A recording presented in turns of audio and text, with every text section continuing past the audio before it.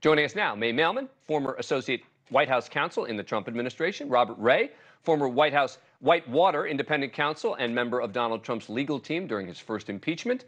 They both believe that Trump has serious defenses, as well as David Kelley, former U.S. attorney for the Southern District of New York under George W. Bush. Thanks to all of you for coming on the program. Appreciate it. Robert Ray, since you're here in studio with me, I'll start with you.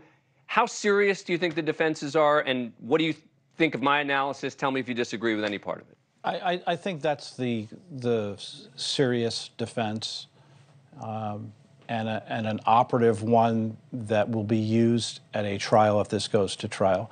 The fact that Bill Barr says, for example, that he came to believe or ultimately came to conclude that Donald Trump didn't believe that he had actually won the election is nice. It's nice that that's what he thinks.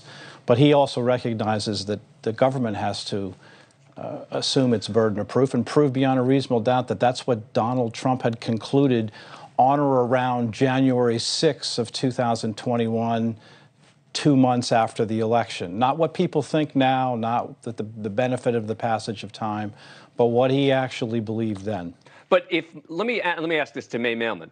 If Mark Meadows were to testify that Donald Trump said that he lost and he knew that he lost, if Mark Meadows were to testify to that, do you think that would sort of eviscerate the possible defense that he didn't know?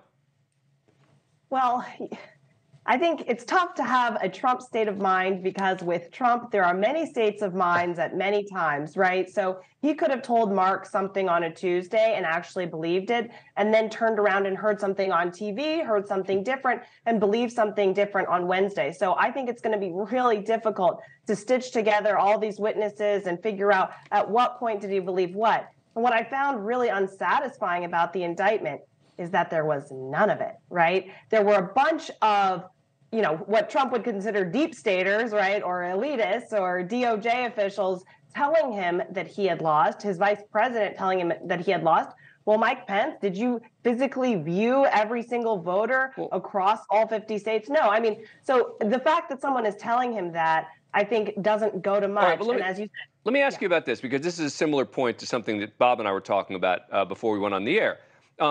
This is number 9, all right? So the defendant insinuated that more than 10,000 dead voters had voted in Georgia. Just 4 days earlier, Georgia's Secretary of State had explained to the defendant that this was false. The defendant asserted there had been 205,000 more votes than voters in Pennsylvania. The defendant's acting attorney general and acting deputy attorney general had explained to him that this was false. I mean, at what point do you have to say, gosh, any reasonable person would know that they don't have $10,000 in the bank that they can just take out by showing up at the bank, or they don't have these votes in the bank, so to speak? Does that any of that change your view, May? Well, you talk about a reasonable person here, and so now we're in a world where I think it's not exactly what was going on in the White House after the election, where you did have, John Eastman is a Supreme Court clerk. I know everybody's been using the phrase crackpot lawyer, but this is a guy who has had a lot of credibility and is a serious person. And then a lot of the videos that were leaking out. So, yes, I know that the Secretary of State said that, this many dead voters didn't vote. However, you have to remember also, we were in COVID and you had election administrators doing election procedures that they had never done before. There were signature matches going at rates that you had never had before. You had people not dating their mail-in ballots because they had never done a mail-in ballot before. So then elections were messy, and it made it hard for even reasonable people to accept. It did, but Dave Kelley, isn't the way to challenge that in court? And are we overthinking this here in our analysis? I think you are. Yeah. But let me, look, there's lots in the indictment about all the different facts that one would say he knew. But in order to really test this, I think he's going to have to testify, and he's not going to do that.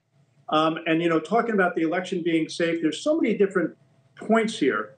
He had his own people tell him it was the safest election ever. He had 60 some odd judges tell him there was no fraud.